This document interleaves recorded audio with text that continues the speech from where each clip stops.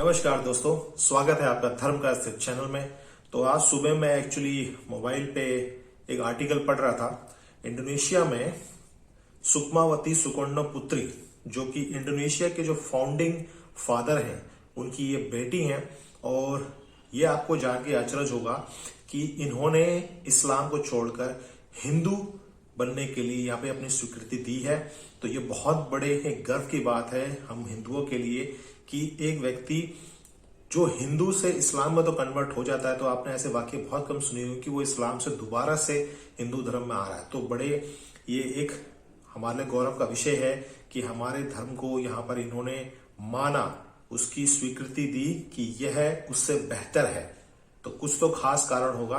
और मैं आपको बता देता हूं कि इंडोनेशिया जो है वहां पर विश्व में हिंदुओं की चौथी लार्जेस्ट पॉपुलेशन है। सबसे पहले भारत में है, फिर नेपाल, बांग्लादेश और आपका इंडोनेशिया। और one of the world's largest Muslim population आपके इंडोनेशिया में है।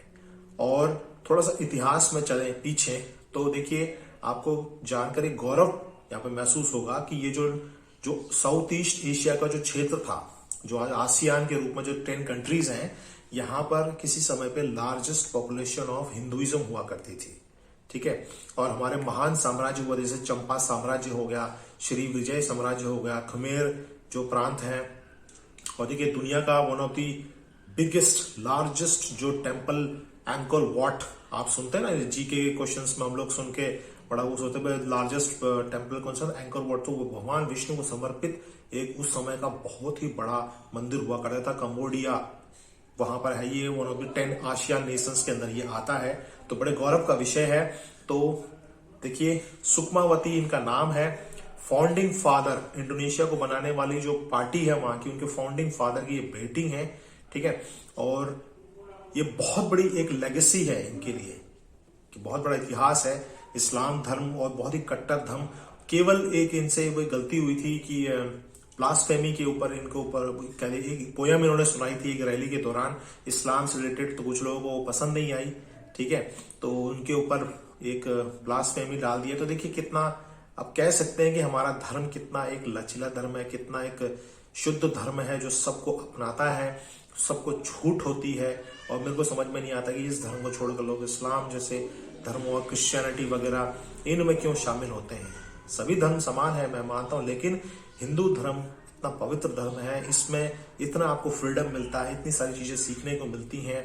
आप अपना जीवन यहाँ से तय कर सकते हैं। वेदों उपनिषदों का ज्ञान, आयुर्वेद का ज्ञान है, बड़े बड़े यहाँ पे आपको ज्ञान मिलेंगे। जीवन को समझने सीखने के लिए आपको ऐसा ज्ञान मिलेगा जो शायद ही किसी धर्म में आपको देखने को मिलेगा, जिसका कोई इतिहास नहीं है, जिसकी कोई सीमा नहीं है। वो कब से शुरू हुआ था, सनातन है, सदियों से है। बाकी धर्मों का तो इतिहास और समय तो आपको पता लग जाएगा।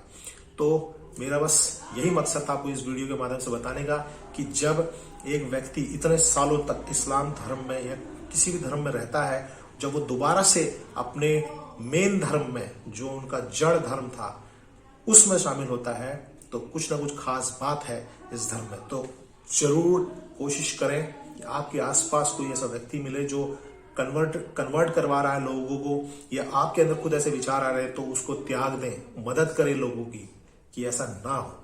तो सनातन धर्म को बनाए रखें, धर्म का अस्तित्व बनाए रखें। जय श्री राम।